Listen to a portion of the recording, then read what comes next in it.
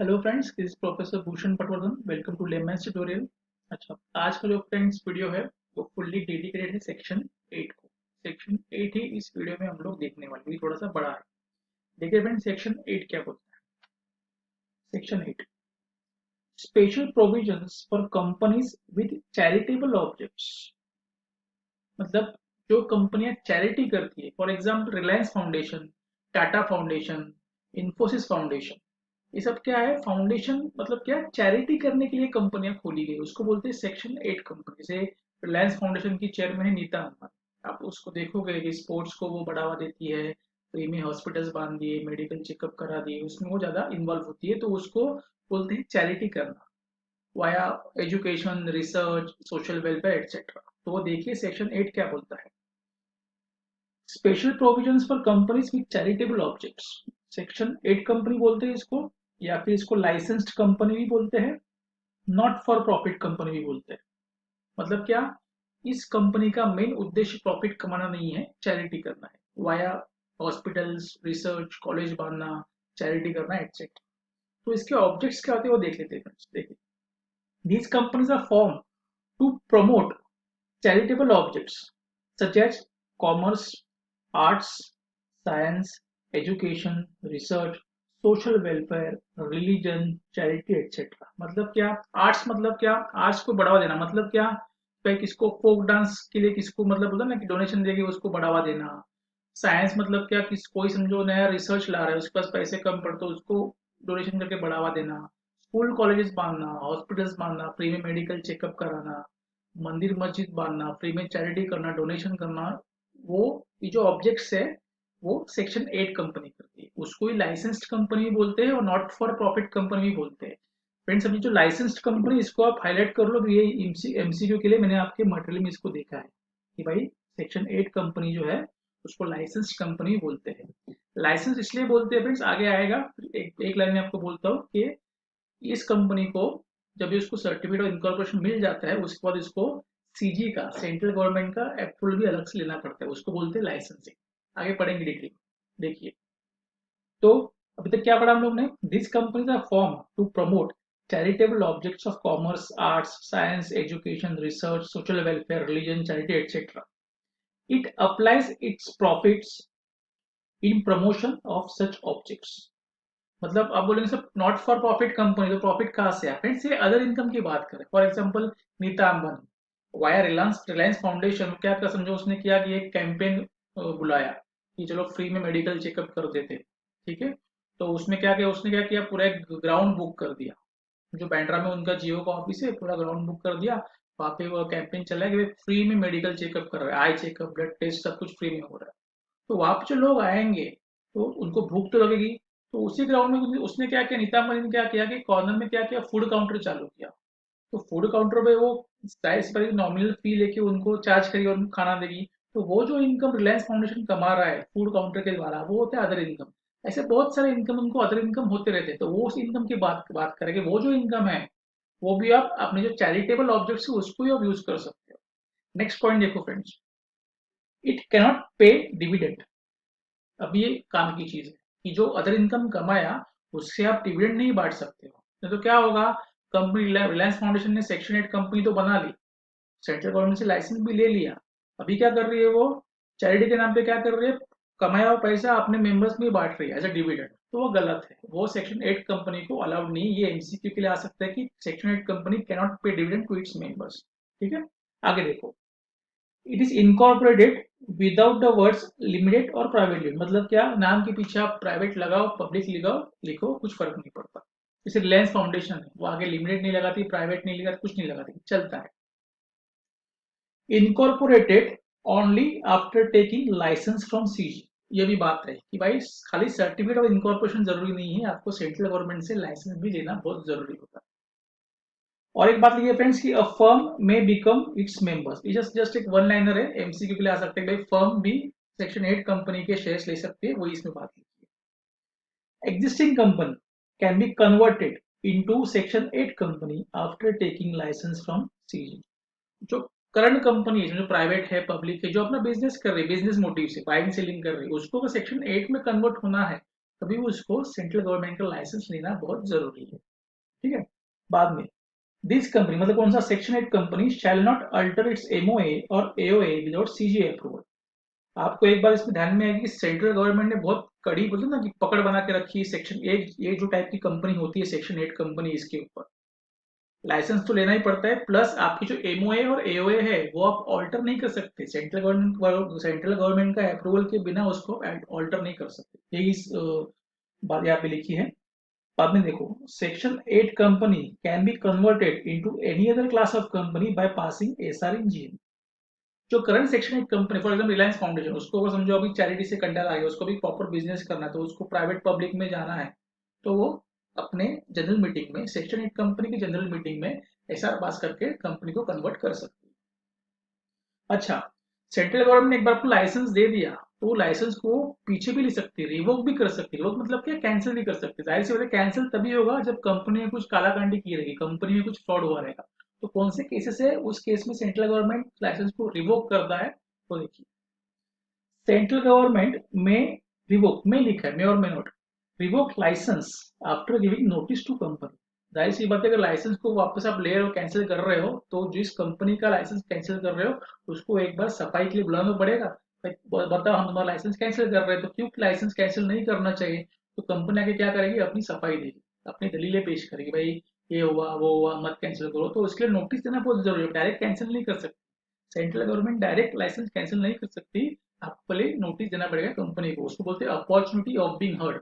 उसको अपॉर्चुनिटी देना पड़ेगा कि भाई आओ और हमसे बात करो, क्यों तुम्हारा लाइसेंस कैंसिल नहीं होना चाहिए।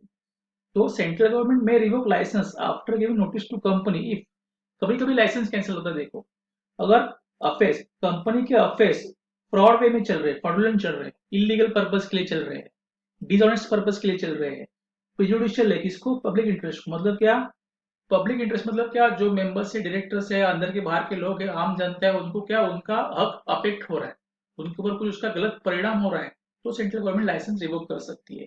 या फिर और लिखा है देखो वायोलेशन ऑफ ऑब्जेक्ट्स। मतलब क्या, जिस ऑब्जेक्ट के लिए आपकी कंपनी बनाई है, समझो अभी रिलायंस फाउंडेशन समझो बनी है, समझो फॉर एग्जाम्पल समझो हेल्थ के लिए बनी है, हॉस्पिटल बनना वो सब बनना, वो उसका ऑब्जेक्ट क्लॉज है एमओए में वो बात लिखी होगी। वो उसको छोड़ के अगर रिलायंस फाउंडेशन समझो कल डिसाइड किया कि नहीं हम लोग थोड़ा बाइंग सेलिंग करते, ऑटोमोबाइल बनाते हैं और रिलायंस फाउंडेशन की कंपनी के अंडर उसको बेचना चालू करते, प्रॉफिट कमाते, तो वो गलत होगा, आपका ऑब्जेक्ट को वायोलेट कर रहे हो, तभी भी सेंट्रल गवर्नमेंट लाइसेंस को रिवोक कर सकता है। थर्ड यहाँ पे फ्रेंड्स और है, आप जरा नोट में अपने लिख लो, यहाँ पे मैं लिखना भूल गया। और कॉन्ट्रोवेंशन ऑफ सेक्शन 8 मतलब क्या, जो ये सब बातें लिखी है इसका अगर आप कॉन्ट्रोवेंशन करोगे, फॉर एग्जाम्पल डिविडेंड देना अलाउड नहीं है और आप डिविडेंड देते हो तो कॉन्ट्रोवेंशन हो गया। सेंट्रल गवर्नमेंट लाइसेंस की जरूरत होती है, उसके बिना बिजनेस चालू नहीं कर सकते, वो आप लेना भूल गए, तो उसको बोलते हैं कॉन्ट्रोवेंशन ऑफ सेक्शन 8। तो ये तीन केस में कोई भी एक होते हैं या फिर तीनों केसेस होते हैं तो सेंट्रल गवर्नमेंट लाइसेंस को रिवोक कर सकती है, कैंसिल कर सकती है। अच्छा एक बार समझो, एक लाइसेंस रिवोक, एक बार लाइसेंस रिवोक हो गया तो सेंट्रल गवर्नमेंट के पास एक्स्ट्रा पावर्स है। क्या पावर्स है, सीजी मे और may not order for amalgamation with other section 8 company having similar objects. मतलब क्या, भाई समझो रिलायंस फाउंडेशन समझो कुछ तो वायोलेशन कर दिया सेक्शन 8 का, सेंट्रल गवर्नमेंट डिसाइड कर दिया अभी इसका लाइसेंस हम लोग कैंसिल करेंगे, तो रिलायंस फाउंडेशन को सेंट्रल गवर्नमेंट बोलेगी भाई तुम्हारा बहुत नाटक हो गया, तुमने बहुत फ्रॉड कर लिया, तुम काम करो एक दूसरी company for example Tata foundation, वो अपना काम अच्छे से कर रही है, अब अपना सारा बिजनेस जो है बिजनेस को जब बांध लो और उसमें अमालगमेट हो जाओ, ये सेंट्रल गवर्नमेंट ऑर्डर दे सकती है। या फिर और लिखा देखो अप्लाई फॉर वाइंडिंग, या फिर बोलेगी कुछ अमालगमेशन करने की जरूरत नहीं है, अब अपना सब बिजनेस बंद कर दो, बहुत काला कांडी किया, बहुत फ्रॉड किया, बहुत इलीगल वे से बिजनेस चलाया, तो आपका बिजनेस अभी बंद कर दो। एंड एक बार बिजनेस बंद हो गया तो जो कुछ भी सरप्लस आएगा, देखो any surplus assets are transferred to any other similar company or credited to insolvency and bankruptcy fund. मतलब क्या, या तो बोलेगी दूसरे किसी कंपनी के साथ, सिमिलर कंपनी के साथ, सेक्शन 8 कंपनी जो सिमिलर है उसके साथ अमलगमेट कर दो, या फिर कंपनी को पूरी तरह बंद कर दो। और जो कंपनी बंद करने के बाद जो भी असेट्स बचेंगे, सरप्लस असेट्स, मतलब क्या, जब ये कंपनी बंद होती है तो कंपनी की असेट्स बेच के उसकी लायबिलिटी पहले पे ऑफ होती है, उसके बाद कुछ बचता है तो वो क्या करना है, किसी दूसरी कोई सिमिलर कंपनी है सिमिलर ऑब्जेक्ट के साथ जो इनकॉर्पोरेट हुई दूसरी कोई सेक्शन 8 कंपनी, उसको आप वो सरप्लस दे दो या फिर उसको इंसॉल्वेंसी बैंक्रप्सी फंड में डाल दो। तो इंसॉल्वेंसी बैंक्रप्सी फंड उसी के लिए बनाया जाता है कि जो भी इंसॉल्वेंट हो जाता है कंपनी, समझो इंसॉल्वेंट हो गई, वाइंड अप हो गई, गलत वे से बिजनेस कर रही, सेंट्रल गवर्नमेंट ने अभी आरओसी ने उसका नाम हटा दिया रजिस्टर में से, तो बोलती है उसका सब बिजनेस बेच के असेट जो बचते हैं वो इंसॉल्वेंसी बैंक्रप्सी फंड में उसको ट्रांसफर कर दो। तो यहाँ पर भी वही बात लिखी है कि अगर सेक्शन 8 कंपनी ने वायोलेशन किया सेक्शन 8 का, तो सेंट्रल गवर्नमेंट लाइसेंस को रिवोक करेगी और बोलेगी जो कुछ भी बिजनेस आप बंद कर दो, उसका जो सरप्लस असेट्स है वो इंसॉल्वेंसी बैंक्रप्सी फंड में ट्रांसफर करो या फिर दूसरी सिमिलर कंपनी में उसको दे दो। तो वही इसमें लिखा है। इसे एक बार रिपीट करते हैं फ्रेंड्स कि सेंट्रल गवर्नमेंट लाइसेंस रिवोक कभी कभी कर सकता है। एक तो आपका अफेयर्स जो है वो फ्रॉडुलेंट है, या फिर प्रिजुडिशियल टू पब्लिक इंटरेस्ट, या फिर आपने वायोलेशन किया है ऑब्जेक्ट क्लॉज का, या फिर आपने कॉन्ट्रीब्यूशन किया है सेक्शन 8 का। और एक बार लाइसेंस रिवोक हो गया तो सीजी में order for amalgamation with other section 8 company having similar objects or apply for winding up and any surplus assets are transferred to any other similar company or credited to insolvency bankruptcy fund. इतना सीधा simple section है, इसमें कुछ मुश्किल है ही नहीं। ये जो फ्रेंड्स बात है ना सेंट्रल गवर्नमेंट लाइसेंस कभी रिवोक कर सकती है और उसके बाद क्या ऑर्डर कर सकती है, इसके ऊपर डिस्क्रिप्टिव क्वेश्चंस आया है, अभी इसके बाद हम लोग वही करने वाले, ठीक है। एमसीक्यू के लिए फ्रेंड्स देखोगे फ्रेंड्स तो इसके ऊपर मैंने पहले बताया आपको लाइसेंस कंपनी को एमसीक्यू आके गया है, इट कैनॉट पे डिविडेंड, इसके ऊपर एमसीक्यू फ्रेंड्स मटेरियल में है। सेंट्रल गवर्नमेंट लाइसेंस की बहुत जरूरी होती है, इसके ऊपर भी आपको एमसीक्यू मिलेगा। अभी बात करते हैं फ्रेंड्स डिस्क्रिप्टिव की। देखो ध्यान से क्वेश्चन को पढ़ो क्या लिखा है। इसके जैसे में दो तीन और क्वेश्चन आके गए हैं लेकिन वो इसके से सिमिलर क्वेश्चन है, तो वो क्वेश्चन करके मतलब नहीं, आप ये एज ए रिप्रेजेंटेटिव क्वेश्चन करो, आप एग्जाम में आपकी नैया पार हो जाएगी। तो क्या लिखा है friends, alpha school started imparting education on this date with the sole objective of providing education to children of weaker society either free of cost or at a very nominal fee। मतलब क्या, एक alpha school नाम का school है, उसने अभी education देना चालू किया है स्टूडेंट्स को फ्री ऑफ कॉस्ट और एट अ नॉमिनल रेट। तो वो क्या हो गया, चैरिटी हो गया एक प्रकार से, ठीक है, nominal fee depending upon the financial condition of the parents. अगर पेरेंट्स की कंडीशन नहीं है तो उसको नॉमिनल रेट से या फिर फ्री में उसको एजुकेशन देना चालू कर दिया। However, on 30th March 2018, it came to the knowledge of the central government that the said school was operating by violating the objects। देखो ऑब्जेक्ट्स को क्या किया मैंने, वायोलेट किया। अभी इस क्वेश्चन में दिया नहीं कि एग्जैक्टली क्या किया, क्या वायोलेशन किया, लेकिन वायोलेट किया ऑब्जेक्ट्स को of its objective clause due to which it was granted the status of a section 8 company. जिस काम के लिए आपने लाइसेंस लिया था सेक्शन 8 कंपनी बनाने के लिए सीजी से, वो आप काम कर ही नहीं रहे, दूसरा कुछ कर रहे हो। तो क्या बोला है, describe what powers can be exercise by the central government against the alpha school. जो वायोलेशन किया अल्फा स्कूल ने, उसके अगेंस्ट सेंट्रल गवर्नमेंट क्या एक्शन ले सकती है।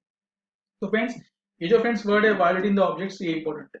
ये हमने इसके पहले कभी कहा पढ़ा था, जस्ट पढ़ा था, यहाँ पे देखो कि इसके अंडर क्या हो जाएगा, सेंट्रल गवर्नमेंट क्या आगे लाइसेंस को रिवोक कर देगी। तो अभी आप आंसर लिखोगे, प्रॉपर उसको प्रेजेंट करोगे। मैंने कैसे प्रेजेंट करना है ऑलरेडी स्टार्टिंग में लेक्चर में बोल दिया है। आपको यहाँ से लेकर यहाँ तक पूरा कंटेंट लिखना है कि क्या क्या ऑर्डर पास कर सकती है। सबसे पहले तो कौन से केस में वो रिवोक कर सकती है लाइसेंस, और पावर क्या है, जैसे अमलगमेट करो या फिर आपका जो कंपनी बंद कर दो और जो असेट्स है वो किसी दूसरे कंपनी को दे दो जो सिमिलर कम काम कर रहे हैं, या फिर इंसॉल्वेंसी बैंक्रप्सी फंड को दे दो। ये आपको ठीक से उसको प्रेजेंट करना है, ठीक है।